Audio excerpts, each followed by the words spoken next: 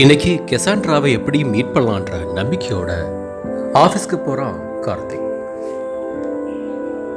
Office போனதுமே கெசாண்ட்ராவை தேட ஆரம்பிக்கிறான். அதுக்கப்புறம் தன்னோட பாஸ் வந்ததுமே அவருக்கு விஷ் பண்ணிட்டு தன்னோட ஒர்க்கை ஸ்டார்ட் பண்ணுறான் கார்த்திக். ஆனாலும் அங்கே இருக்கிற ஸ்டாஃப்கிட்ட கெசாண்ட்ராவை பற்றி கேட்டு தெரிஞ்சுக்கிறான் கார்த்திக்.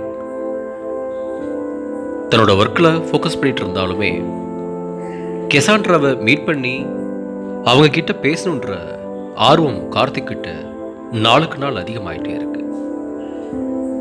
ஒர்க் பண்ணுற ஸ்டாஃப் கிட்ட எல்லார்கிட்டையுமே ரொம்ப ஃப்ரெண்ட்லியாக இருக்கிறான் கார்த்திக்.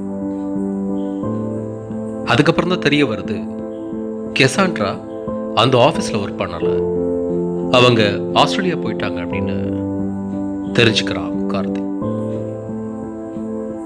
இருந்தாலும் கெசாண்ட்ராவை என்னைக்காவது ஒரு நாள் நம்ம மீட் பண்ணணும் அப்படின்ற ஆர்வத்தோடு இருக்கிறான் கார்த்திக். தன்னோட ஃப்ரெண்டான ராகுலுக்கும் கால் பண்ணி கெசாண்ட்ராவை பற்றி விசாரிக்கிறான். மச்சான், கெசாண்ட்ரா அவங்க கிட்ட பேசினாங்களா, எங்கே இருக்காங்க அப்படின்னு தெரிய வந்துச்சு. ஆனாலும் அவங்களோட காண்டாக்ட் நம்பரை எனக்கு இல்லைடா அப்படின்னு ராகுல் கிட்ட கார்த்திக் சொல்கிறான். டேய், நீ ஒன்று பண்ணு, அவள் நம்பர் எங்கிட்டையும் இல்லை, பழைய நம்பர் தான் இருக்கு, ஆனால் அவளுக்கு மெயில் பண்ணி பாரு அப்படின்னு ராகுல் சொல்கிறான்.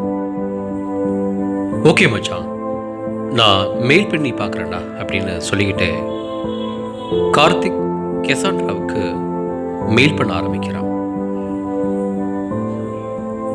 கிட்டத்தட்ட 3 மாதம் இப்படியே போகுது. கெசாண்ட்ரா கிட்ட இருந்து எந்த பதிலுமே கார்த்திக்கு வரல.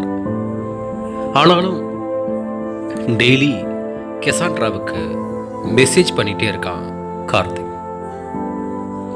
3 மாதம் அப்படியே போகுது.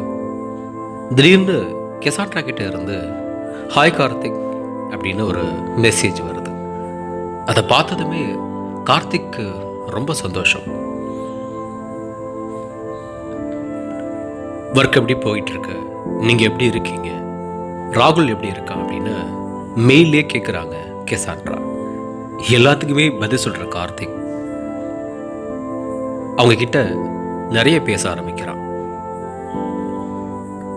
இப்படி மெயிலே பேச ஆரம்பிக்கிறாங்க கார்த்திக்கும் கெசாண்ட்ராவும். அதுக்கப்புறம் நம்பர் சேஞ்ச் பண்ணிக்கிறாங்க, நம்பரில் பேசலாமே அப்படின்னு சொல்லி.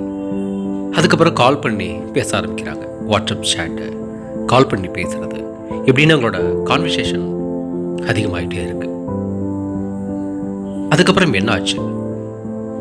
கார்த்திக் கெசாண்ட்ராவை மீட் பண்ணானா இல்லையா? அடுத்த எபிசோடில் பார்க்கலாம்.